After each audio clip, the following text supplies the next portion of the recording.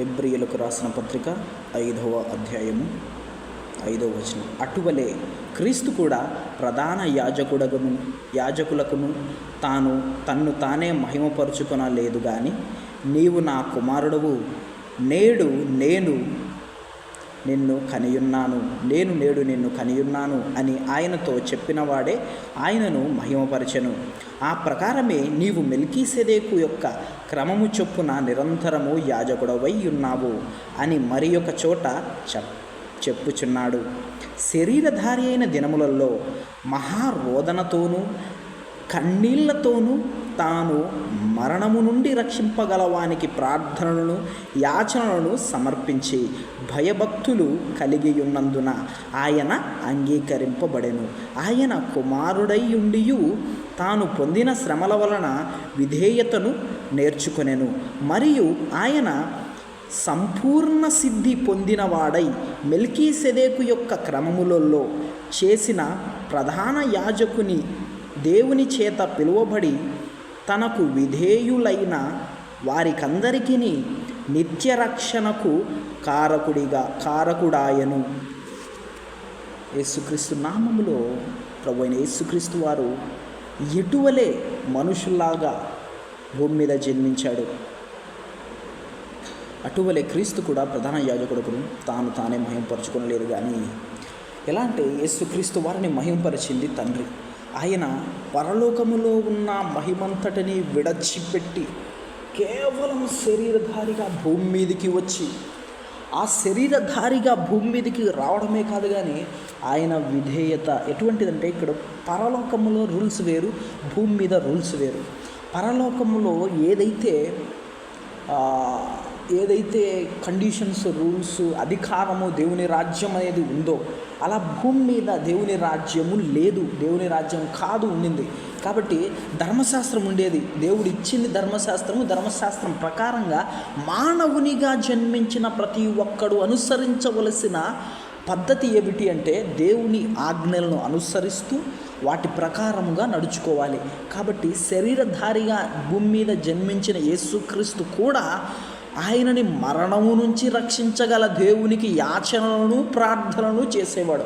ఎందుకంటే ఆయన జన్మించిందే ప్రపంచంలో ఉండే ప్రతి ఒక్క మనిషి నరుల పాపముల నిమిత్తము మరణించడానికి.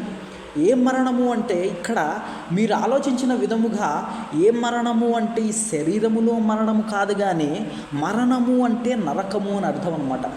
నరకము అని అర్థం. ప్రకటన గ్రంథములో 2వ మరణము, అది నరకానికి తీసుకొని వెళ్ళేది, ఆత్మని నరకానికి తీసుకొని వెళ్ళే మరణాన్ని మరణంతో సూచించారు. ఈ బైబిల్ ఇక్కడ వాక్యంలో చెప్పబడిన రీతిగా ఏ మరణాన్ని అయితే జయించలేమో, ఏ మరణంని జయించి లేపగలిగే శక్తిమంతుడైన దేవునికి ప్రార్థన చేయాలో ఆ దేవునికి ఆయన యాచనలను ప్రార్థనలు చేసేవాడు.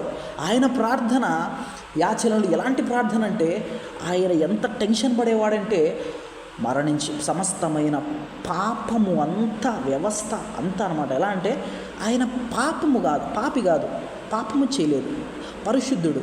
ఆయన పుట్టుకతోనే పరిశుద్ధమైన జీవితంతో జీవిస్తూ ఉండే వ్యక్తి. ఆయన పాపముతో రాలేదు. ఆయన పరిశుద్ధ కన్యకైన గర్భములో నుంచి పుట్టిన వ్యక్తి అయిన ఆయన చనిపోయేంత వరకు కూడా పరిశుద్ధునిగానే ఉండేవాడు. కానీ ఆయన పాపమును పాపముగా ఎప్పుడైతే మార్చబడ్డాడో, ఆయన ఏమైందంటే ఏ పాపపు గిన్నె అయితే తాగాడో, ఈ పాత్ర నా దగ్గర నుంచి తొలగించు ప్రభువా, నీ చిత్తమైతే అని ఆ ఆలోచనలో ఆ చిత్తమైతే అని చెప్పి ఆయన ప్రార్థన చేసినప్పుడు, నా చిత్తం కాదు ప్రభువా, నీ చిత్తమే సిద్ధించు కాక అని ఆ పాత్రలోని తాగి ఆయన పాపముగా మార్చబడినాడు.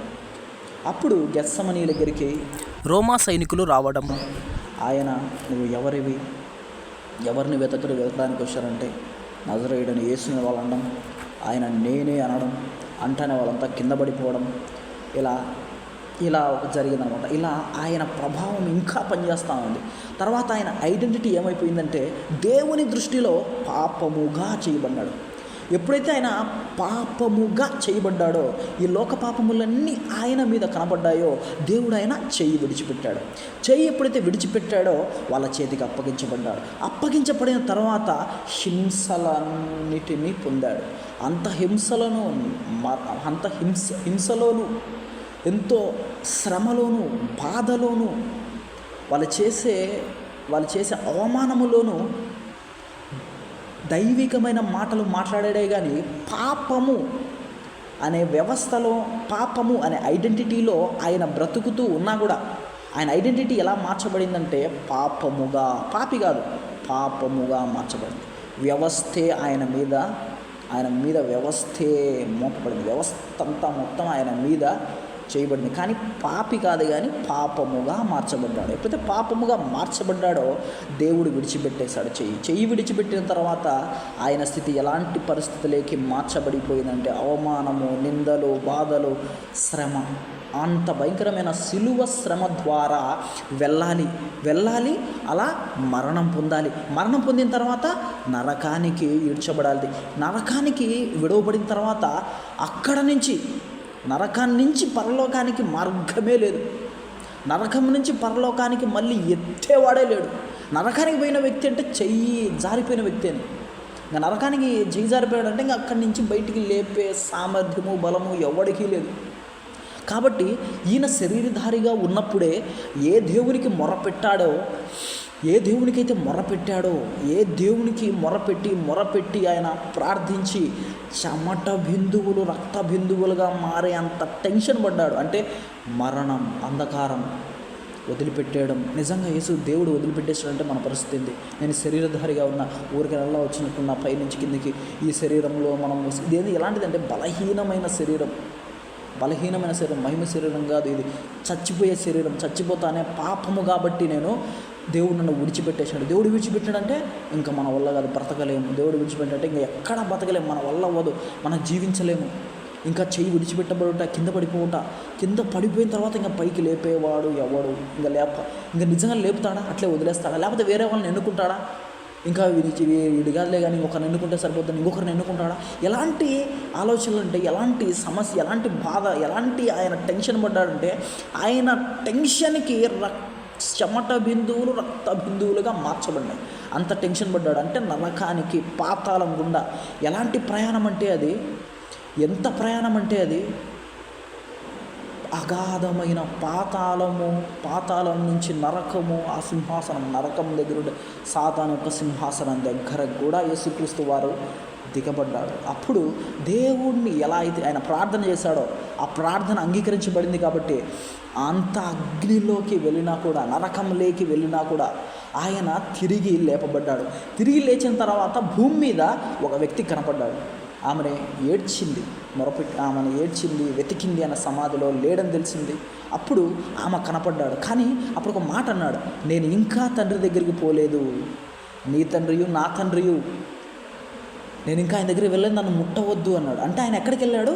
కిందికి వెళ్ళాడు. ఆయన పాతాళానికి వెళ్ళాడు. ఎక్కడికి వెళ్ళి ఆ పాపము వ్యవస్థనంతటిని, ఎక్కడంటే ఆ సాతానని ఐడెంటిటీని ఏం చేశాడంటే పాతాళంలోను నరకములోను కలిపేసి, ఏ మహిమైతే సాతాను హ్యాండ్ ఓవర్లో ఉందో, ఏ తాళపు చెవులైతే సాతాను దగ్గర ఉన్నాయో వాటిని తీసుకొని ఆయన పునరుద్ధానుడై తిరిగి లేచాడు.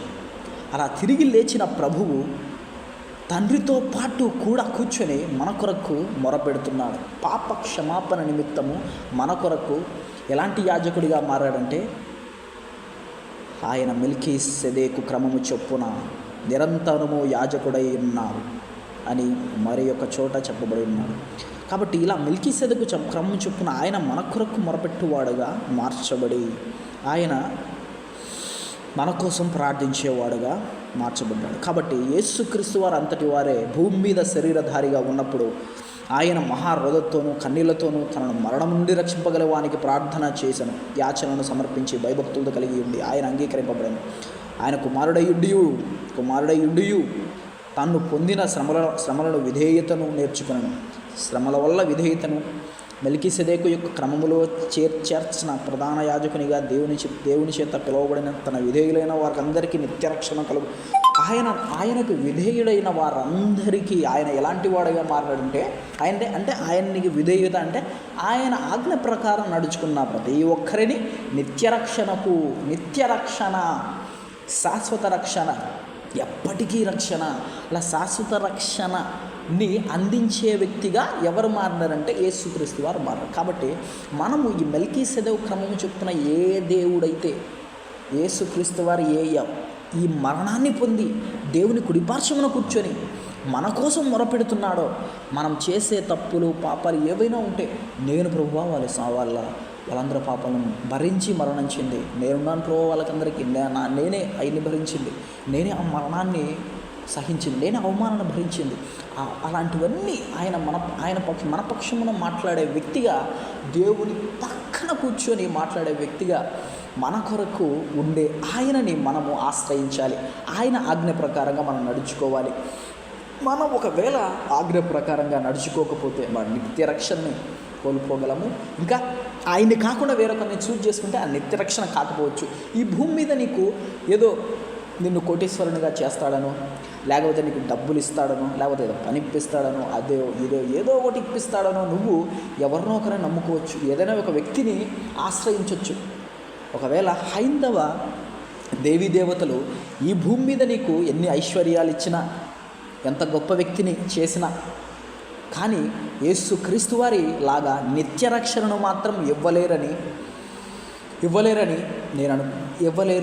అనే క్లారిటీ బైబిల్లో ఉంది. ఎలా ఉంది అంటే నేనే మార్గము, నేనే అంటే అర్థం ఏంటంటే నేను మాత్రమే, నేను కూడా అని మాట్లాడలేదు, కానీ నేను మాత్రమే మార్గాన్ని, నేను మాత్రమే సత్యాన్ని, నేనే మార్గాన్ని, నేనే జీవాన్ని అని బైబిల్లో ఎంతో స్పష్టంగా యేసుక్రీస్తు వారు చెప్పారు. కాబట్టి ఇలాంటి మెల్కీసెదెకు యొక్క క్రమము చొప్పున మన కొరకు దేవుణ్ణి ప్రార్థించి, మన కొరకు ఫేవర్ని, మన కొరకు ఆశీర్వాదాన్ని, మన కొరకు దీవెనని, మన కొరకు నిత్య రక్షణని అనుగ్రహించే దేవుణ్ణి మనము విశ్వసించాలి, అనుసరించాలి, ఆజ్ఞని పాటించాలి. కాబట్టి ఇలా మనము యేసుక్రీస్తు వారిని వెంబడించాలి. మన దేవుడైన యేసుక్రీస్తు వారు ఎంతగా తగ్గించుకున్నాడో అంతగా మనం కూడా తగ్గించుకోవాలి. ఈ భూమి మీద శరీరధారిగా ఉన్న మనము ఎలా దేవుని దగ్గర తగ్గించుకోవాలో అలా దేవుని దగ్గర తగ్గించుకోవాలి. యేసుక్రీస్తు వారు నిజంగా ఆయన ఎటువంటి ప్రవర్తనని ఎవరెవరి దగ్గర చేశాడో మీరు బాగా గమనిస్తే బైబిల్లో అధికారుల దగ్గర ఎలా ప్రవర్తించాడు, ప్రధానుల దగ్గర ఎలా ప్రవర్తించాడు, వీళ్ళు పరిసయ్యుల దగ్గర ఎలా ప్రవర్తించారు, ఆయన్ని ప్రశ్నలు అడిగి ఆయన్ని ఎన్నోసార్లు తొక్కేయాలి అనుకున్న వాళ్ళతో ఎలాంటి సమాధానాలు చెప్పాడు, సాతాను దగ్గర దయ్యం దగ్గర ఎలా ప్రవర్తించాడు. కాబట్టి ఈయన ప్రవర్తన ఎవరెవరి దగ్గర ఎలా ఉంది, దేవుని దగ్గర ఎలా ప్రవర్తించాడు, శరీరధారిగా ఉన్న యేసుక్రీస్తు వారు ఎలా దేవుని దగ్గర ఉన్నాడు, ప్రజల దగ్గర ఎలా ఉన్నాడు అనే విషయం ప్రకారంగా మనము ఈ భూమి మీద ఎలా బ్రతకాలి. కాబట్టి అటువంటి గొప్ప మార్గదర్శి, ఒక గొప్ప మోడల్, ఆయన యొక్క నిజమైన మార్గదర్శిగా ఆయన మనకు ముందుగా ఎలా బ్రతికాడు, ఎలా బ్రతికితే మనము దేవుని చేత అంగీకరించబడే వారంగా ఉంటాము. ఇక్కడ మెయిన్ 2 విషయాలు మనం ఆలోచించాలి. మన పాప స్థితి అనేది ఫస్ట్ మనం తొలగించుకొని మన కోసం ఆయన పాపముగా మార్చబడ్డాడు. కాబట్టి ఇంకా మనం పాపముగా ఉండకూడదు. యేసుక్రీస్తు వారి నిర్ణయం ఏమిటి అంటే, నేను పాప వ్యవస్థతో నరకానికి ఆల్రెడీ వెళ్ళాను, పునరుత్థానుడై లేచాను. కాబట్టి మీరు కూడా నన్ను విశ్వసించి ఏం ధరించాలి, నా నీతి ధరించాలి, నా పరిశుద్ధత ధరించాలి. నా పరిశుద్ధత, నా నీతి ధరిస్తే మీరు ఎక్కడికి వెళ్తారు, నరకానికి వెళ్ళరు, పునరుత్థానమవుతారు, పరలోకంలో ఉంటారు. కాబట్టి నా నీతి కాకుండా, నా పరిశుద్ధత కాకుండా ఎవరి పరిశుద్ధత చేసుకుంటున్నారు, ఎవరి పాపాన్ని ధరిస్తున్నారు, ఎవరి ఐడెంటిటీతో మీరు జీవిస్తున్నారు, ఎవరి ఐడెంటిటీ మిమ్మల్ని దేవుడు విడిచిపెట్టేటట్టు చేస్తుంది. దేవుడు పాపాన్ని సహించలేడు, విడిచిపెట్టేస్తాడు. కాబట్టి మీరు చెయ్యి విడవబడిన వారైతే మీరు అవమానాల గుండా, నిందల గుండా, ఇలాంటి స్థితిలో మీరు వెళ్తూ ఉంటారు. కాబట్టి పరిశుద్ధత ఐడెంటిటీలోను, నీతి ఐడెంటిటీలోను మీరు భూమి మీద బ్రతుకుతూ ఉండాలి. కాకపోతే దేవుడు ఎలా గుర్తించేవాడు అంటే, భూమి మీద సమస్తమైన మనుషులని ఎలా చూస్తే వదిలేస్తాడు, ఎలా చూడకుండా ఉంటే పట్టుకుంటాడు, ఎలా నడిపిస్తాడు, ఎవరు ఎలాంటి పాపస్థితిలో ఉంటే వదిలేస్తాడు. ఈ విషయాలు కనుక్కొని మీరు నీతి స్థితిలోకి, అంటే యేసుక్రీస్తు వారే నా నీతి, యేసుక్రీస్తు వారి పరిశుద్ధతే నా పరిశుద్ధత, ఇలా మీరు ఆలోచించి ఆయన నీతిని, ఆయన పరిశుద్ధతని ఆలోచిస్తూ అలా ఆయన నీతిమంతునిగానే మీరు మరణించాలి, పరిశుద్ధులుగానే మీరు మరణించాలి.